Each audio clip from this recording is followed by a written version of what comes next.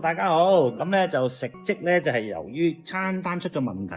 如果你嘅飲食咧個餐單咧唔好咧，就會導致你嘅飲食咧出現咗消化不良啦、腸胃唔吸收等等。嗱，呢個小朋友咧有個典型嘅食積，伸條脷俾大家睇下先。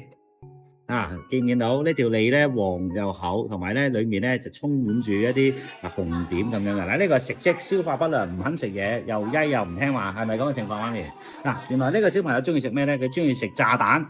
咩炸蛋咧？炸嘅鵪鶉蛋。鵪鶉蛋咧本身咧係一個比較難消化嘅食物，由於個蛋白質過高，佢裡面個蛋白嘅結構咧係好難分解嘅。咁所以咧，如果你長期食或者食得多，一日如果超過4粒嘅話咧，佢就會容易產生食積。咁喺產生食積嘅情況下咧，喺佢裡面咧就會化熱啦。